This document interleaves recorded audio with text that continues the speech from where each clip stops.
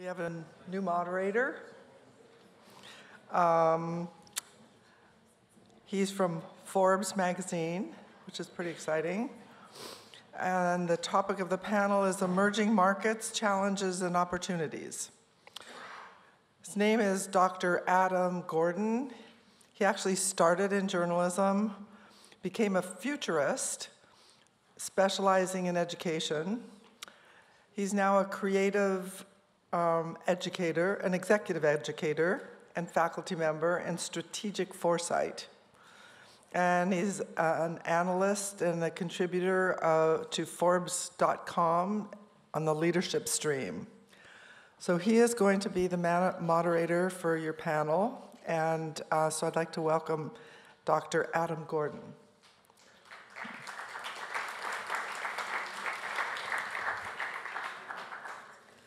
And it would be great if the panel would like to come up also. Thank you, Adam. Right, am I on here? Welcome, thank you for joining us. Can we get the panelists? Should we get the panelists? Yeah, yes. I think that's so the best way. We need all the panelists to please come. That would include Edwin Van Ras, Sara Jane Ho, Jose Escamilla de los Santos, and Ramasamy, I'm sorry, I can't say the last name, Sinnakaruppan. Sorry, I probably mangled that, but we're very excited that you're all here. And your topic is like really important for the world. Okay, welcome all. Thanks for being here. I'm Adam Gordon. We have I think a very good, exciting topic for you, and I'm going to keep the panelists really focused on it.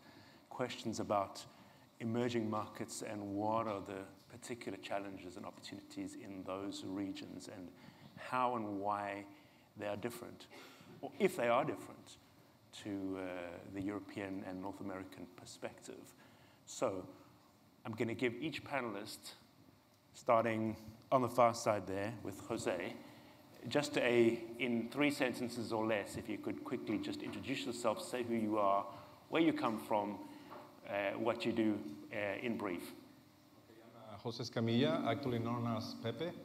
I work for a Mexican university called Technologico de Monterrey, and I'm in charge of an educational and innovation unit whose mission is to find out how higher education will be in 2030. That's it. I'm Sinnakaruppan Ramasamy from Singapore. I am chairman of my own company. We are basically in after-school tutoring. We have a franchise that goes out into the Asia-Pacific region in tutoring. We also have an EdTech arm that has, with Singapore government's grant, developed some latest technology incorporating AI and teacher assistant tools to help in not only in tutoring but also in schools. We also have a skills development arm that looks at skills future initiatives of the Singapore government into helping learners learn better. So those are the 3 areas that my company, Singapore Education Academy, focuses on. I'm Sara Jane Ho. I'm originally from Hong Kong, but for the last 5 years I've been living in China, between Beijing and Shanghai. I opened a high-end etiquette school based on the Swiss finishing school model. And then this year, actually the finishing school, we teach adult women, affluent women.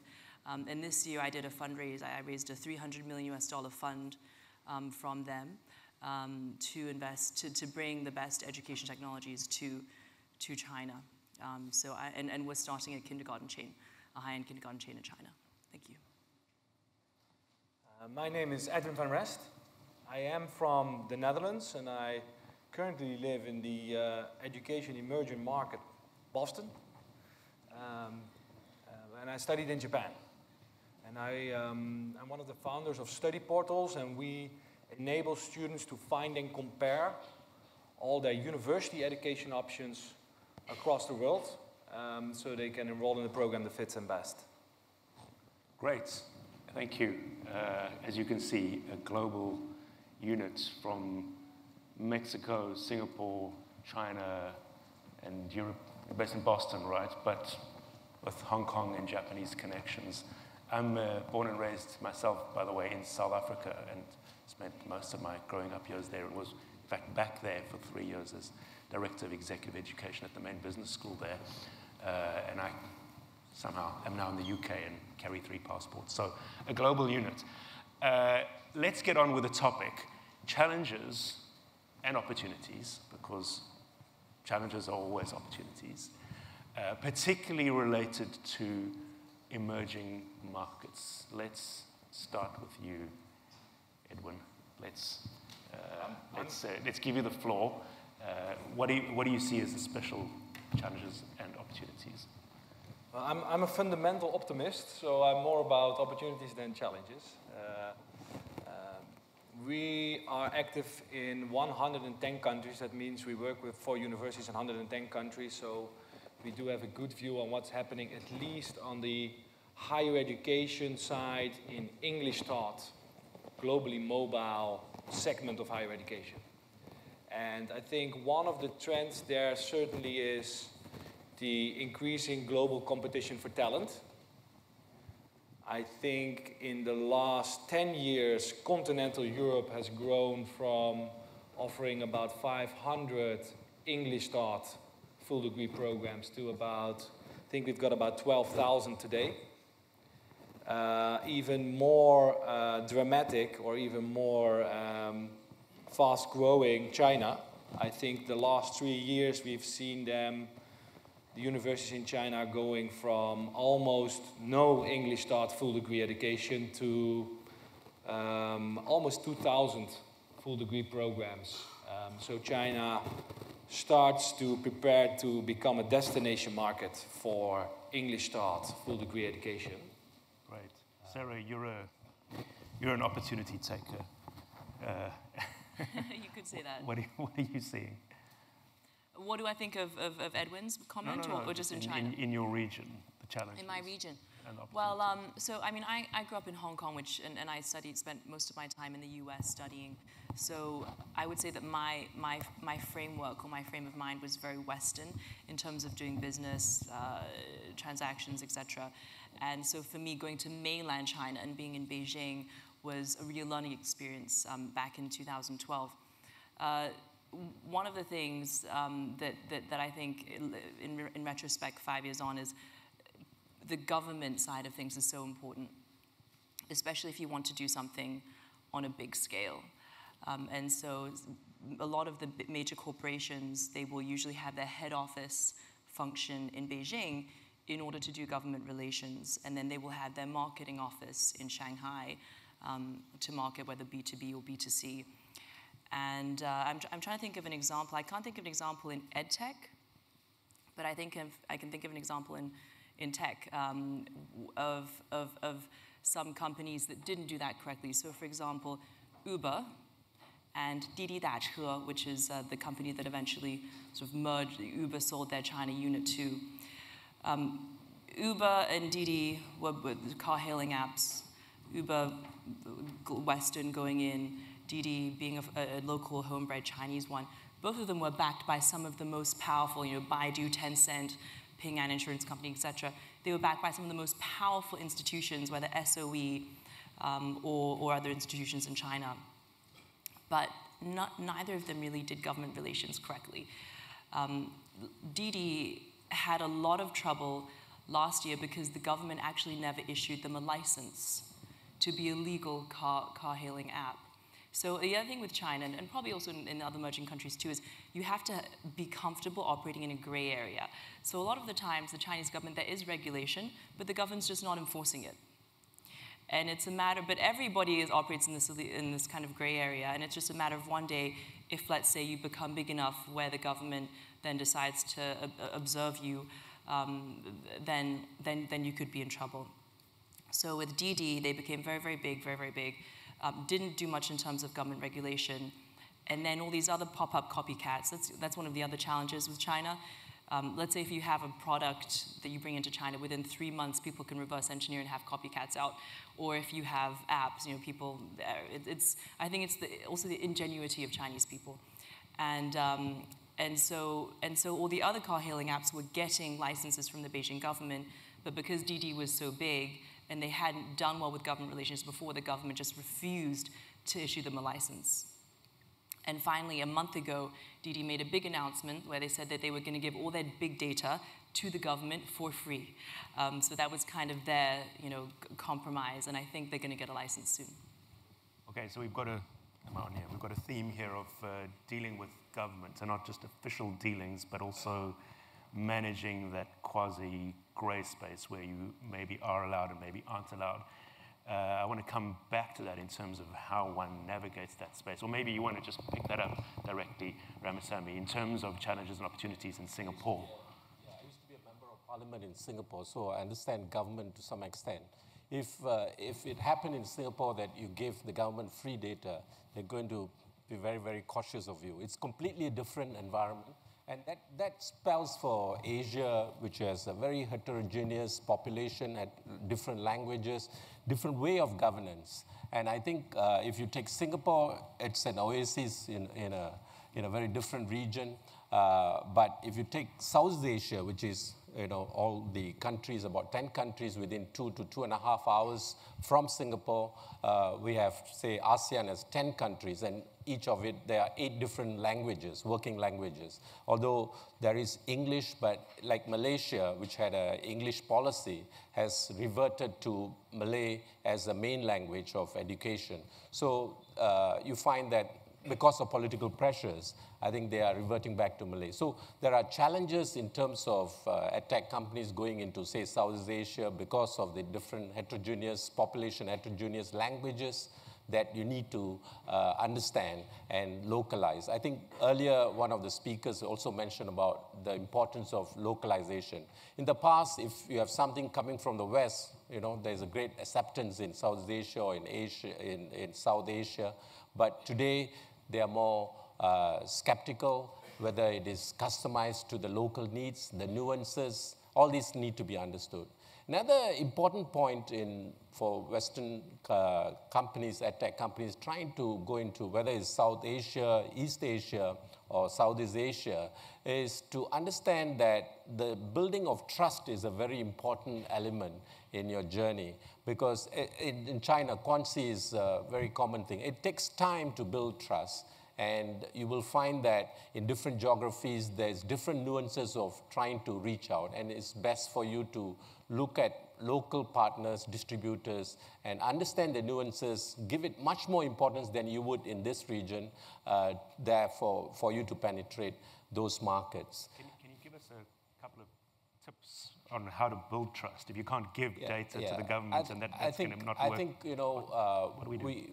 Building trust is a human thing. It's not just an Asian thing, but it's a human thing. And building trust, meaning that if a school administrator wants to buy a product, they want to make sure that you're not a fly-by-night company, you are not somewhere 12, 15 hours away, and if I have support that's needed immediately, that I don't have to wait a day or two before support comes. So in technology, I think everything needs to work, and people want to have the trust that when they buy your system, when they implement your system, that it works and works almost 100% of the time. So the trust will be built better if you have a good local distributor or local staff who understands the nuances and builds that relationship with the administrators, with governments, with the school principals, and so on. And I think that becomes a key differentiator between companies who are very big, like the big Googles, and the small companies who spend time to build that trust, and they may get into the market faster than some of the bigger companies. Right. Pepe, do you want to come in here in terms of any of the themes we've discussed so far, or challenges in the Mexico region and opportunities? Well, first, I want to tell you that I live in Europe for 8 years, and someone, when I told him that I was from Mexico, told me, I know someone, I'm from Buenos Aires, maybe you know him. So that, and I told him, well, Monterrey has more kilometers with Buenos Aires than with Paris. So I think the region is homogeneous. That's one of the things. It's not a block. And my former boss said that Mexico and Spain are two countries separated by the same language. So that means that also the variations of language are very important. In terms of the ecosystem, I think that Brazil maybe has the biggest one, but it's very close. And then I would say Argentina, Chile, Colombia, and Mexico. And in terms of the challenges, I will say that the financial challenges for startups is the biggest one. There are others, sure. And in terms of adoption, I will say the government, policies, ministers of education, regulations, accreditators, and last but not least, unions. Okay. What I want to get to, just by the way, guys, please do jump on there. I've got I think one question up, and I'm looking at them, and I will take your questions. Make sure to do that as many as I can. I want to drill down just one more level. Anyone can come in here on the panel, please. What would the audience here find surprising, assuming that it's mainly a North American, European, British perspective? What would they find surprising and different if they were to take their EdTech company or service or offering, or whatever it is, into your region that we can help them anticipate today? Surprising. I don't know if this is surprising, but in Latin American countries in general, degrees are still very important in most of the cases. And the recognition of skills by the employers is not yet there. And I think it's something that has to change because we will not be able to give undergraduate degrees to everyone, at least not how it's been done right now. So we need to change the mindset of employers so that they can hire people for the skills they have and not for the degrees they have. Great. I'll share one from my own perspective in executive education in South Africa, which may or may not surprise you. One of the things that we've found, it's very common here to have short courses this is a business school, right? To have short courses in all kinds of things, and people attend and they get the skills and they get a certificate and they go away. And that's lovely. It doesn't work there. Well, it sort of works, but it doesn't really work at all well there. Why? Because people want a much more material piece of qualification out of it. Even if it's not a full degree, they want the curriculum that they have studied to be examined, independently examined, and then they have passed it. And so they have a certificate of competence. They have a credential of competence rather than a credential of attendance. Huge in that part of the world. And I would suggest probably in other emerging market areas where maybe competence is not a given, or one way or another people haven't had the educational opportunities to go to even finish high school or to go to university, and then suddenly these credentials have much bigger weight in the local marketplace than you would expect if you came from North America or Europe, where everyone essentially, probably anyone you would meet would have a primary degree. In these kinds of places, it isn't the case. I wanted to talk a little bit about brand, because I think brand is a huge issue in education in general, and it came up in a session I was in Hall 1, and it's come up here as well, the sense of how long it takes for a tech company, EdTech company, ed startup, to get enough traction in the market, not just in terms of the solution which they can provide expertly and disrupt, but in terms of getting enough credibility on the demand side. Anyone want to pick that up? Questions of brand? Yeah. So China has a very celebrity-driven, obsessed culture. So a lot of branding in China is about getting an actress or a particular, somebody famous to represent your brand. That's one way. Also, I mean, brands such as, I heard in the panel today that some brands have been collaborating with Harvard, etc. So these kinds of brands also carry a lot of weight. If you say you have a Harvard degree or it's Harvard approved, at the same time, a lot of people fake it. So a lot of people will pretend they're Harvard approved or working with some Harvard professor. So again, there's sort of like trust and mistrust. One interesting thing about Chinese brands is or brands in China, once you do have consumers' trust, then you can sell them anything. You can sell them even stuff outside of your core product. So for example, Jimbori. Jimbori, I think, are now owned by Bain Capital in China, and they focus on 0 to 3 years old activities, so let's say music learning and English learning, all these things. And so they're originally just a school, and their consumers, their clients go to them and say, do you have a Jimbori water bottle? I want to give my kid a Jimbori water bottle. Or, oh, do you have Jimbori shoes? So there's all this extra stuff, all these extra add-ons, and I mean, for Jimbori, I guess Bain Capital, they don't want to focus with making all that extra product, but this is just one example. Costa Coffee is another example where they have tons of add-on stuff, because for Chinese, once they trust you, they want everything from you, which is different from the West, which is much more about going to specific brands for specialty things. Anyone else want to pick? The other thing about brands in emerging markets in Southeast Asia or South Asia is that there is still a great reverence for brands from Europe or US, particularly US, in Asia. And although this is changing, like this morning we heard from Ben at the opening keynote that there are brands from Asia that are coming into Europe and US. For example, we have a Singapore math curriculum, and it is now being adopted by UK governments and as well as many schools in the US. So there are brands coming out, but far few brands from Asia than more going into. And people are much more brand conscious. And with brand, I think there's a much easier trust that is built. But one of the important things to understand is that to reach out through using your brand is just, you have to use a lot more digital marketing now to reach out to the audience, because there are so many brands chasing after so many consumers, and therefore if you want you to be noticed, then you need to have niche digital marketing to reach the clients. Edwin, you want to come in here? You've been quiet. I'm an engineer, so I'm not the best guy to talk about brand. We focus on having a really, really, really good product, and we're lucky to have kind of a viral distribution because of it, at least among students.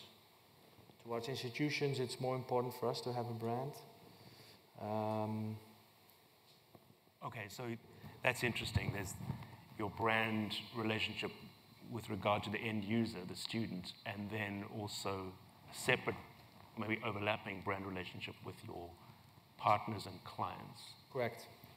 Okay, and how do you feel that needs to differ, or does it not need to differ? Well, we try to be pretty consistent. So our priorities are always with the student, and we also tell institutions that.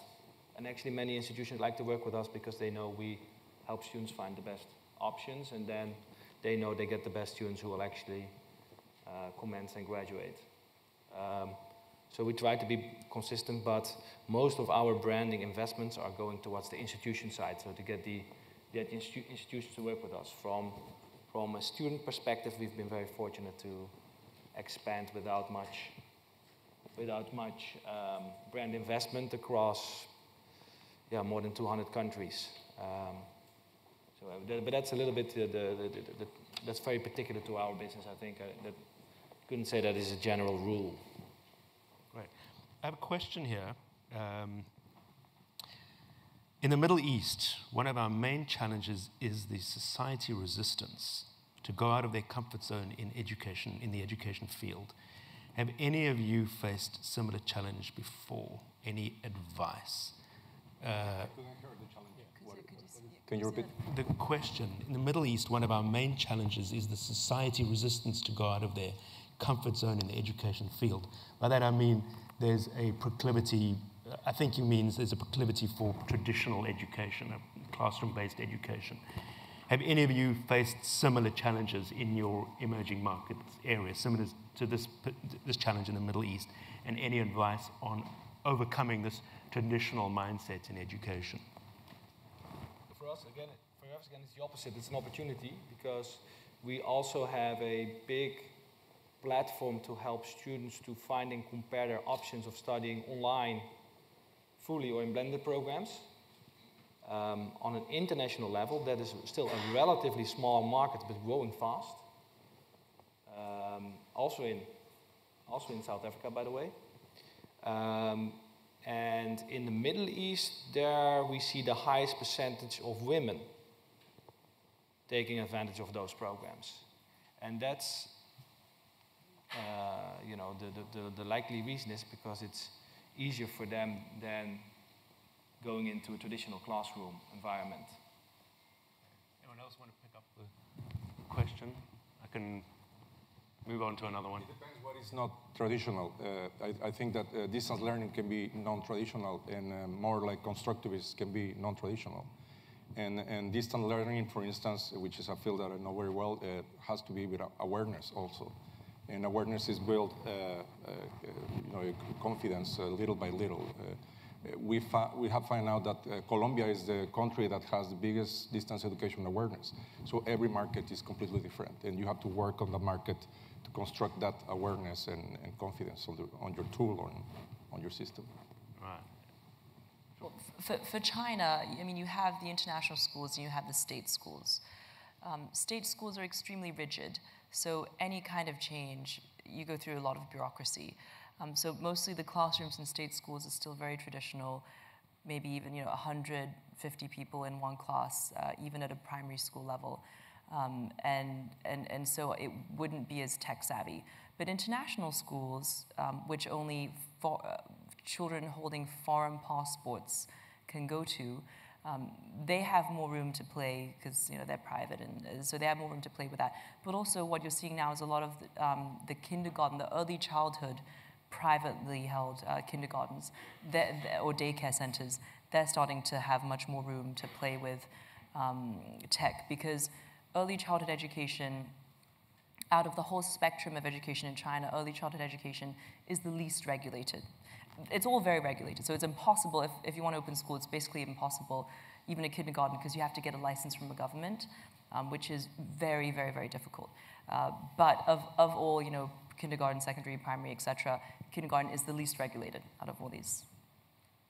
Generally in Asia, whether it's Middle East or South Asia or Southeast Asia, you find that the schools, largely state schools, have teachers, and by and large, most countries have a very weak teacher education. And as a result, you find that the implementation of technology first takes time, or it doesn't get implemented in the way that the government might want it to be implemented. We have digital natives who are the kids, but the teachers are usually the bugbears. So I think that is one of the biggest problems in systems continuing to be traditional. There was an OECD survey done last year which stated that technology does not help in the classroom. But we all know this is not true. So, can I just relate it to a question that I've got in front of me, and anyone can pick it up. The question is, how do you emphasize the need for technology at schools in countries that are still struggling to get basic infrastructure in place? And it goes on in terms of government entities, but I think the question is very well put, and I think we've got to take it on board. We're talking about tech. We're talking about fancy, to a certain extent, fancy bells and whistles, or augmentation on education, and quite often the underlying thing is not there, or even the culture of education is not there.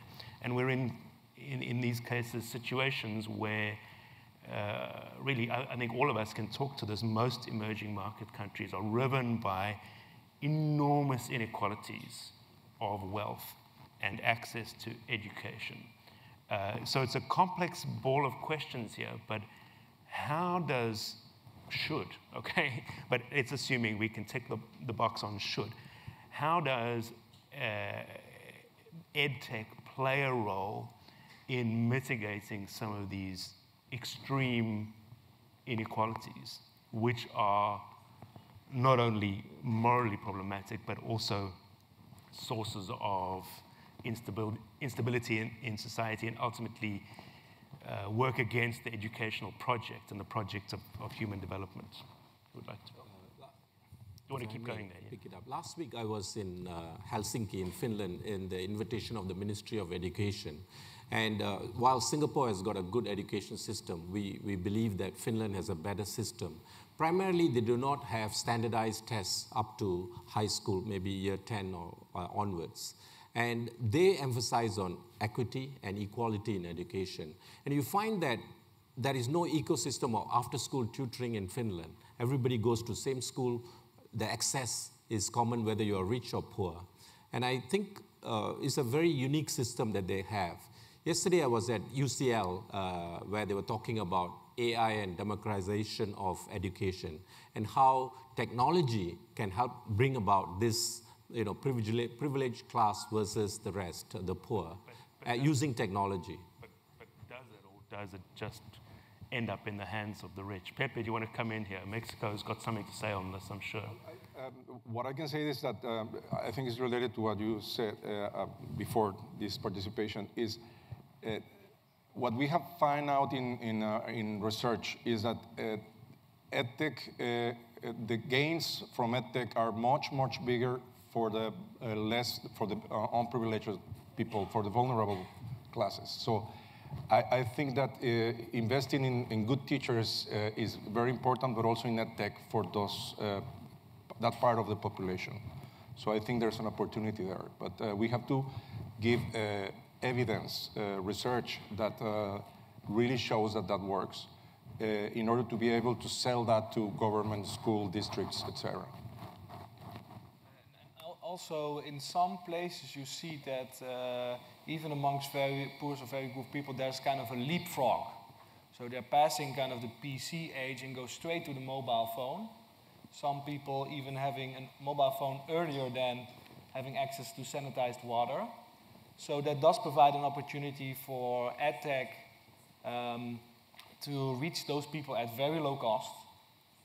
Where building a small school might be more expensive than supplying basic mobile phones and at least some learning ability. So I do think, of course, the larger and more extensive applications will be difficult to spread in those regions, but there's certainly also a set of EdTech solutions that can perhaps get a quicker adoption in really poor areas than in well-off areas. Great. Did you want to come in? We've got time for a last round, I think, before we get closed down, or I'm very happy to go on with more questions. I'm expecting the order of ceremonies to descend on our heads at any possible moment. Someone's asked here, the question got voted up, EdTech revenue and pricing models are fairly standard in the West. Are there distinctive revenue models or pricing models in your regions? Or should there be? Or how would revenue and pricing, we'd understand pricing is going to be softer in certain emerging markets, but anything to say about revenue models for EdTech companies in these regions?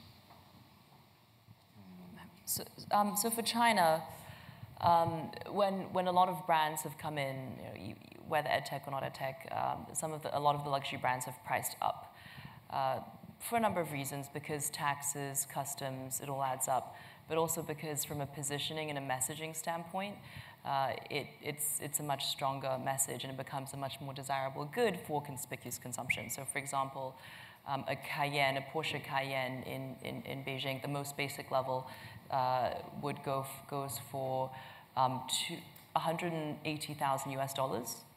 I think that's more expensive than what you would buy it for in the US, just to give an example. And even with medical device equipment, I'm helping some friends with their licenses in China for their medical devices, and they were thinking about pricing, and actually if you price, because in the States, when they're selling in Europe, it's right now about 2,000 euros for this service, and in China, actually, they can price considerably higher. But I think that where real money to be made is where the look and feel of your product is high end, but the pricing is mid. So you're kind of falling into this upper mid category.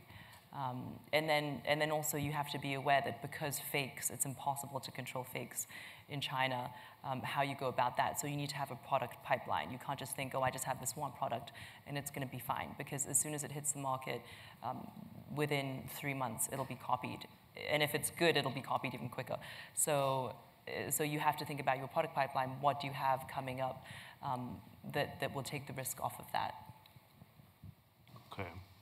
Anyone else want to comment on those topics? Just say that we have seen that in B2C, in some countries in Latin America, it's almost impossible to have an international credit card.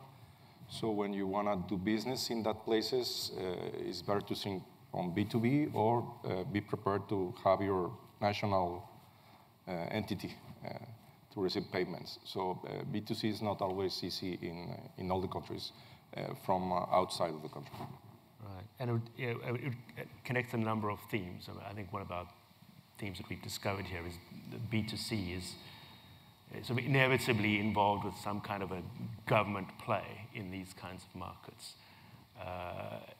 And then there's a question of keeping costs down, but if it's a government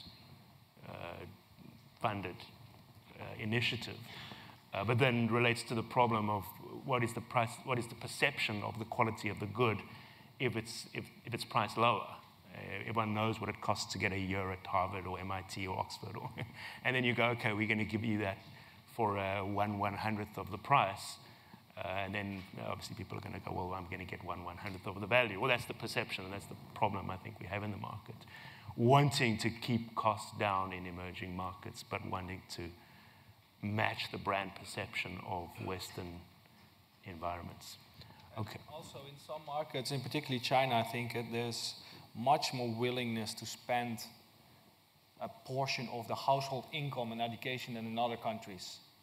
So I don't know the statistics by heart, but if you compare Europe against China, you'll see that, or maybe whole of Asia, they'll probably spend 20 times the percentage of household income in education. Obviously, that's also because government funding is channeled differently, right, in education in Europe, but it doesn't necessarily mean that there's less spending ability in an emerging market like China in education. And we've also seen this negative price elasticity. So we have, for instance, in Europe, country after country now, the tuition fees are being deregulated. So the universities can start charging what they want. Some institutions have just charged the double of the rest, and you see actually more interest coming from some markets. Same type of education, double price, more interest because it's seen as a Premium. As an indicator of quality and reputation.